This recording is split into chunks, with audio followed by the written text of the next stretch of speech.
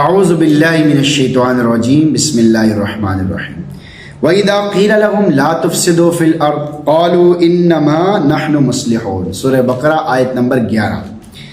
اور جب انہیں کہا جاتا ہے زمین میں فساد نہ مچاؤ، جب منافقین کو ایسے اسباب سے روکا جاتا ہے جس کا نتیجہ فتنہ اور فساد ہے، تو وہ آگے سے کیا کہتے ہیں؟ قَالُوا إِنَّمَا نَحْنُ مُصْلِحُونَ، وہ آگے سے کہتے ہیں بھائی ہم تو اصلاح کر رہے ہیں، ہماری شان یہ نہیں ہے کہ زمین میں فساد مچائیں، ہم فساد کے شائبے اور خطرات سے بھی دور ہیں، ہم تو یہ چاہتے ہیں تمام قوموں اور ملکوں والے مل کر شیر و شکر کی طرح رہیں اور نئے دین کی وجہ سے جو اختلاف بڑھ گیا ہے وہ بالکل ختم ہو جائے۔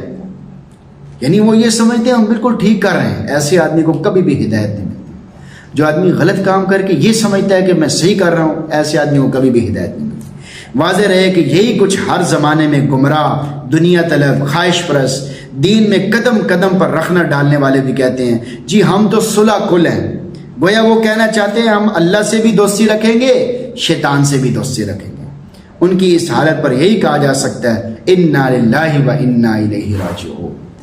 تو یہ ہر چیز میں یہ کہنا کہ بس میں صحیح کر رہا ہوں، کسی کی نہ ماننا، کسی کے نہ سننا، یہ اچھی عادت نہیں ہے۔ بلکہ آدمی کسی دوسرے سے پوچھے کہ بھائی میں کیا کر رہا ہوں، میں کیسا چل رہا ہوں، کس طرح وقت گزار رہا ہوں۔ ہر بات میں یہ کہنا نہیں میں صحیح کہہ رہا ہوں، میں صحیح چل رہا ہوں، یہ بھی منافقین کی عادت ہے کہ جب ان سے کہا جاتا ہے بھائی اب فساد نہ مچاؤ، غلط کام نہ کرو، ایسے غلط ماحول نہ بناؤ، تو وہ آگے سے کہتے ہیں نہیں بھائی ہم تو اصلاح کرنے والے ہیں، ہم تو درستی کرنے والے ہیں، ہم تو صحیح فیصلے کرنے والے ہیں۔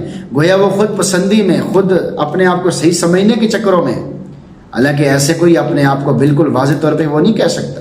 اس لیے کوشش کرنی چاہیے کہ آدمی ہر وقت دوسروں سے پوچھ کر، بڑوں سے پوچھ کر، اگر دین والوں سے، اپنے اکابر سے، علماء سے پوچھ کر چلیں گے تو کبھی بھی اس طرح کی نوبت نہیں آئے گی۔ اللہ تعالی ہم سب کو اپنے بڑوں سے، علماء سے پوچھ کر چلنے کی توفیق نصیب فرمائے۔